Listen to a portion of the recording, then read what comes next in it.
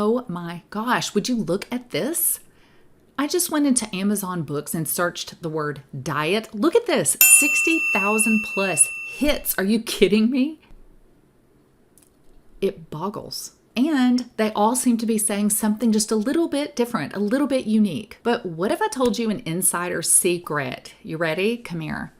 Every one of these actually works in the same way. Hang around, I'm going to tell you exactly what that is. Hey there, I'm Jennifer Singh. I'm so glad you found my channel because I help women over 40 cut through that 60 plus thousand pieces of dietary crap to get fit, lose weight, and age like a boss. The one thing that every single one of those 60,000 plus books has in common, they all get you to create a calorie deficit. I said what I said.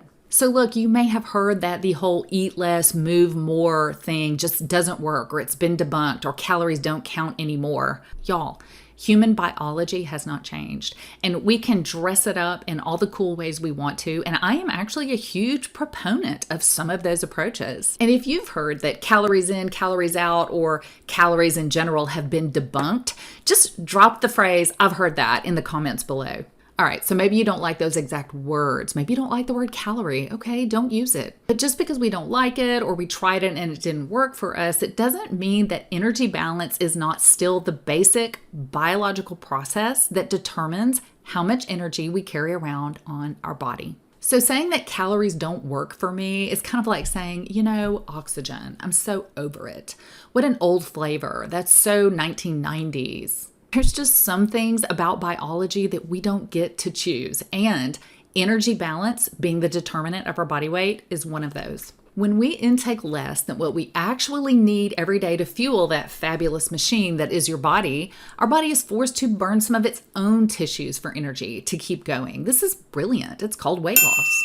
So even though human biology hasn't changed, our ability to generate creative ways to create a calorie deficit has changed. It's more than the stars. You can create calorie deficits by deleting an entire food group or groups. You can create a calorie deficit by deleting entire macronutrients like carbs or fat. You can restrict the hours or times that you eat, like intermittent fasting. Or you can do complex combos of some of these different things like keto and intermittent fasting, or whole food plant-based and intermittent fasting, or high carb and low carb cycling. It's easy to see why we would be so confused and think that calories don't count anymore, or that they're debunked, or that we don't have to pay attention to them at all. But we can do a quick experiment, and I want to show you that even the people who promote a lot of different dietary patterns that claim to not have to worry about calories will still tell you that it comes down to calories. Ready? Here's how I know. We're going to open a Google window here, and I'm just going to type in these words. Why am I not losing weight on? And then I'm stopping,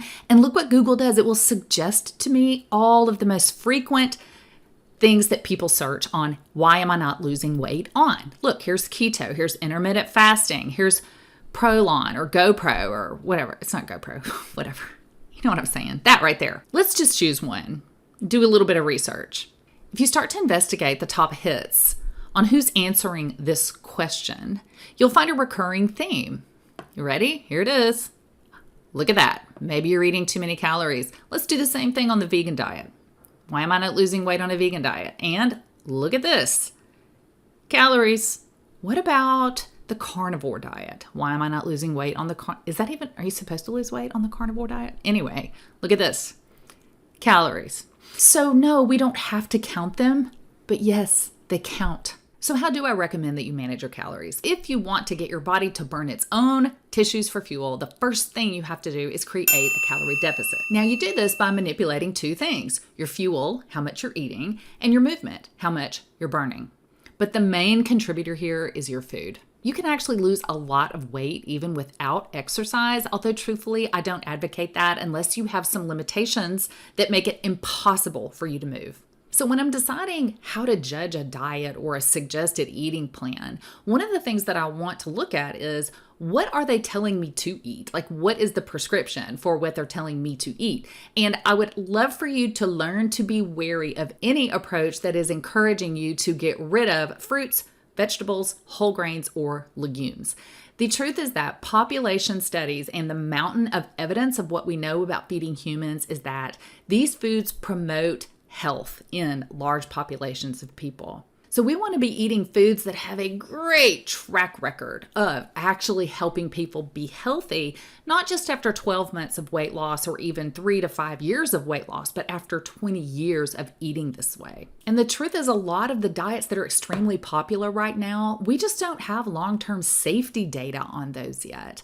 If someone's encouraging you to eat a diet when they're telling you this fruit is bad, carrots, apples, and bananas are making you fat, beans are poisonous, you need to immediately ask them, do you have some long-term outcome results on this eating plan? I would love to see, how do humans fare after 20 years of eating this way? And the fact is that keto, the carnivore, and extremely low carb diets, they don't have this long-term safety data yet. So you have to ask yourself, am I sacrificing my long-term health for some short-term weight loss? And is there a better way to do this where I can get both the benefits of short-term weight loss and long-term health outcomes? If you'd like to know more about creating a calorie deficit over age 40 and the other components of my approach to weight loss in women around menopause, take a look at my video, Master Your Metabolism.